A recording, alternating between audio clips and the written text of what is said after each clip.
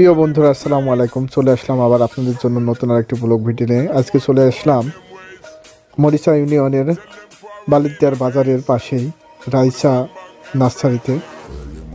তো চলুন জানা যাক এই নার্সারিতে কী ধরনের গাছ রয়েছে এবং কেমন প্রাকৃতিক দৃশ্য সেই সম্পর্কে আজকে আমি আপনাদেরকে দেখাবো।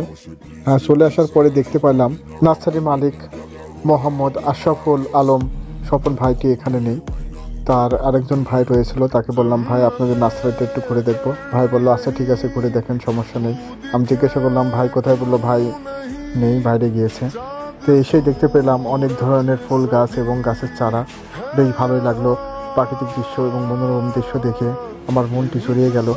আপনাদের কারো যদি মন খারাপ হয়ে যায়, এই প্রাকৃতিক দৃশ্যতে আসলে এবং এই নার্সারিটিতে আসলে আপনাদের মন ভালো হয়ে যাবে।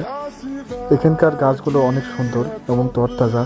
অনেক ধরনের গাছ পাওয়া যায়, ছোট গাছ, বড় গাছ, ফুলের গাছ, আমের গাছ, বিভিন্ন ধরনের, প্রায় সব ধরনের গাছই আপনি এখানে আসলে পেয়ে যাবেন। তারপরে আমরা নার্সারিটি একটু ঘুরে ঘুরে দেখলাম, দেখে বেশ ভালোই লাগলো। মনোমুগ্ধকর পরিবেশ।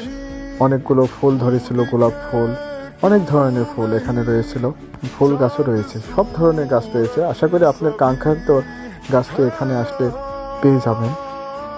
এরপরে ভাইটি বলল ভাই নেই, বেশিক্ষণ থাকা যাবে না, তাই আমরা চলে গেলাম। আগামী ভিডিওতে আবার দেখা হবে ইনশাল্লাহ। সবাই ভালো থাকবেন। আল্লাহ হাফিজ।